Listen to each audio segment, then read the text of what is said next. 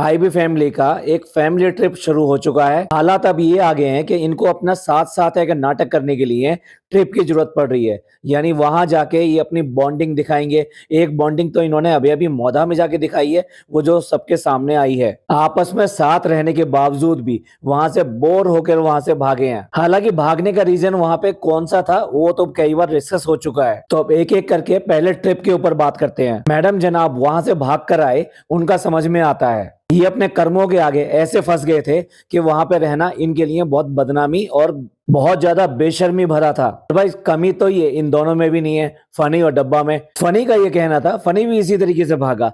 Funny का ये कहना था कि मेरा बहुत जरूरी काम है और टिकट हो नहीं रही है और मेरा वहां पे जाना जरूरी है। तो अब जब ये आते ही ट्रिप पे चले गए हैं तो आप बताइए कौन सा ऐसा काम था फनी का जो इतना ज्यादा अटका हुआ था। फनी 10वीं के पेपर की डेट तो नहीं निकल गई थी फॉर्म भरने की, या यहाँ पे रेस्टोरेंट में बहुत ज्यादा लोग आने शुरू हो गए थे, मतलब अचानक ही एकदम भीड़ बढ़ गई थी। आप सब जानते हैं इनमें से कोई कारण नहीं है। अब देखने वाली बात यह है कि जब फनी को कोई काम नहीं था तो वहां से भाग के आने की क्या जरूरत थी। ये जो फैमिली टाइम स्पेंड कर रहा है यहाँ पर, ये अच्छा सा फैमिली टाइम अपनी फैमिली के साथ भी कर सकता था। माँ को रोते रोते हुए छोड़ कर आया और बहनोई और बहन भी आए हुए हैं, उनके साथ इस तरह से आउटिंग पे जाता और अपना प्रोग्राम बनाता और अपने तरीके से एंजॉय करता। और इस बिना रीढ़ की हड्डी वाले आदमी के, बिना स्पाइन वाले आदमी के बस की कुछ भी नहीं है। ये सिर्फ डॉगी की तरह पूंछ हिलाता हुआ पीछे पीछे ही चलेगा, इसके अलावा कुछ नहीं कर सकता है। क्या एक बार भी इसने इस बात का जिक्र किया कि रेस्टोरेंट में कुछ हुआ है, कुछ नहीं हुआ है, देख कर आता हूँ क्या हुआ है? क्योंकि अगर इसका कोई मुंबई में काम है तो इस रेस्टोरेंट के अलावा कौन सा काम है? मालकिन की सेवा तो ये वहां पे भी कर रहा था,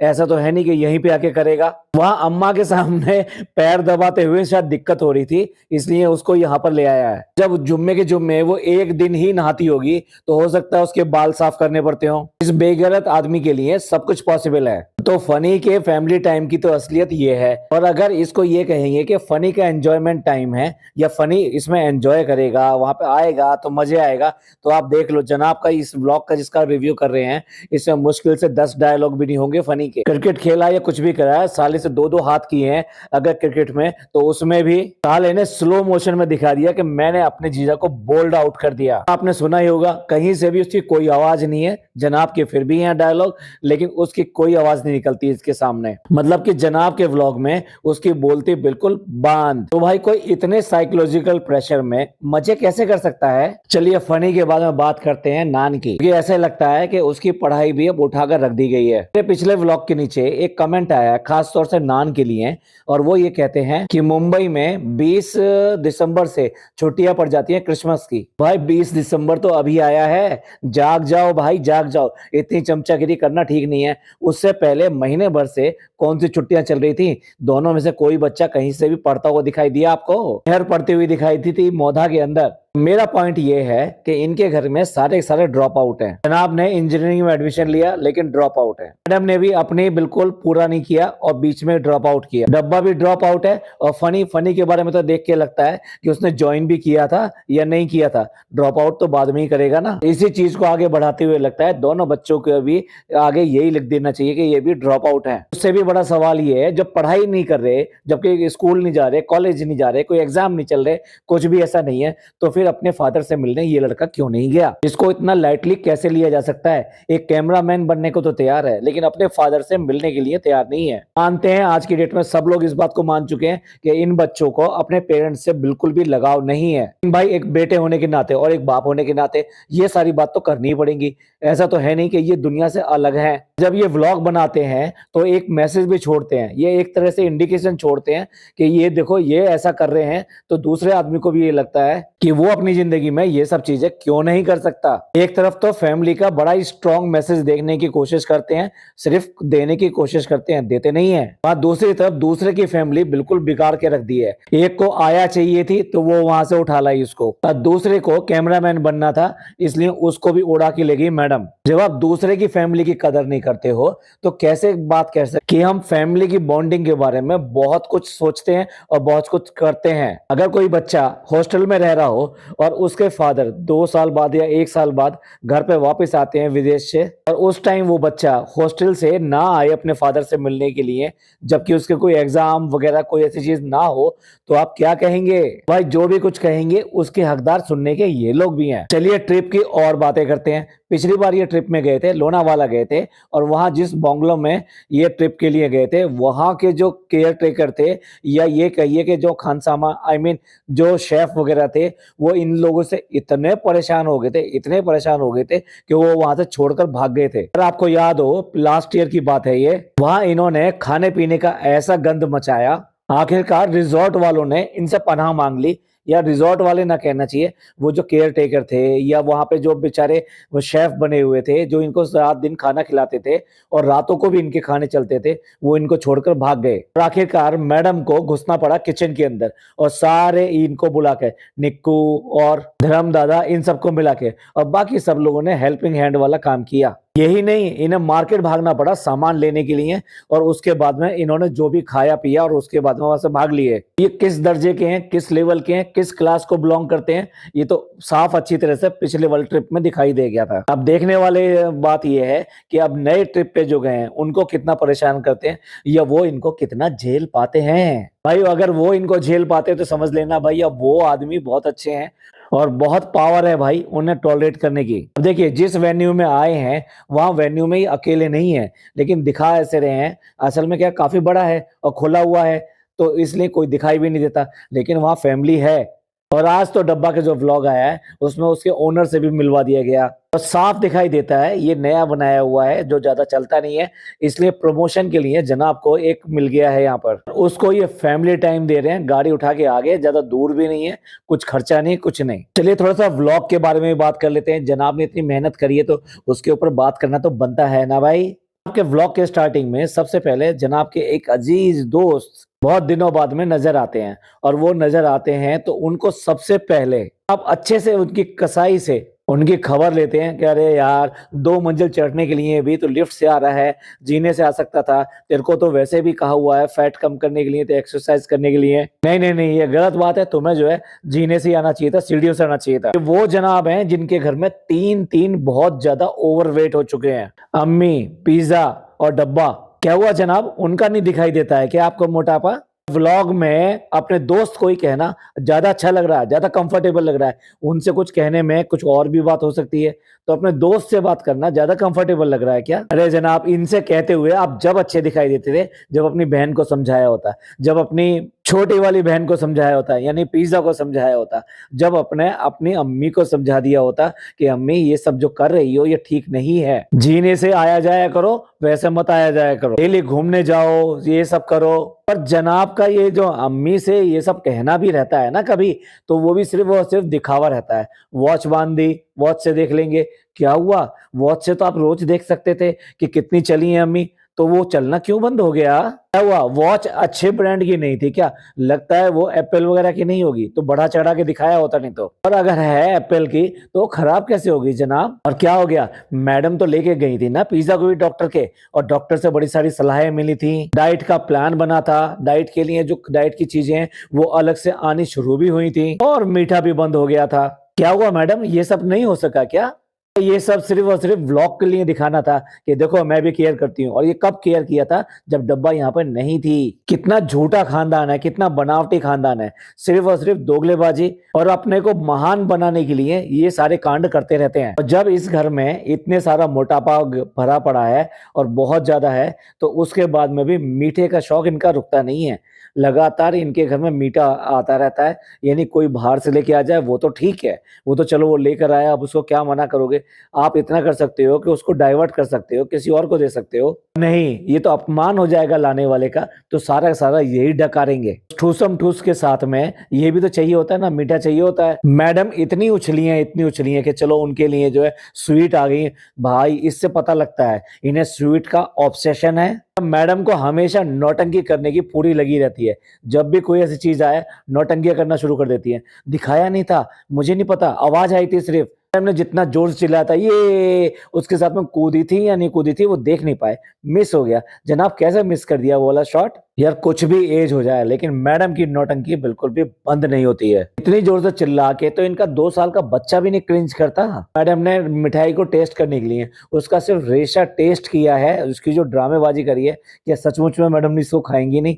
भाई भर भर के खाएंगी। इस मैन चाइल्ड की ईगो हर्ट हो रही थी कि बीवी का बैग पकड़ के चल रहा है ये। बीवी जो इसको बच्चे की तरह पालती रहती है, इसकी ईगो को बूस्ट करने के लिए कुछ भी करती रहती है। और इस फैमिली मैन ने अपनी माँ के बिना गाड़ी की डिलीवरी ले ली है, तो अब अम्मी फर्स्ट टाइम बैठ रही हैं। भाई तारीफ करना तो बनता है, पूरी भर भर के तारीफ फैमिली के हर मेंबर ने कर दी। जन्नती बेटा और ज्यादा जन्नती हो गया। अगर जन्नती बेटा थोड़ी सी और अपने माँ बाप की इज्जत कर लेता, या ये कहिए कि उनकी फिक्र कर लेता, तो उन दोनों को बैठने के बाद में ये कहा होता कि पहले बेल्ट लगा लीजिए। दोनों में से किसी ने भी बेल्ट नहीं लगाई और इस बंदे को तो परवाह है ही नहीं। और भाई अब तो जो तंग आ चुके हैं इनके फर्स्ट से, अब जो है बच्चे का ये पहला ट्रिप है। भाई ट्रिप उसने कितने सारे कर लिए, अलग अलग टाइप के ट्रिप होते हैं, हर ट्रिप को एक नया नाम दोगे क्या? अब ये बच्चा तो जिंदगी भर सब चीजें पहली पहली बार करेगा। अम्मी ने एक सिंपल सी बात पूछी थी, उनकी क्यूरियोसिटी थी कि शीशा यानी जो साइड का जो शीशा होता है गाड़ी का, वो कैसे नीचे होगा। वो एक्सप्लेन करने की बजाय ये बताने की कोशिश कर रहा है कि ये गाड़ी मैंने ले ली है,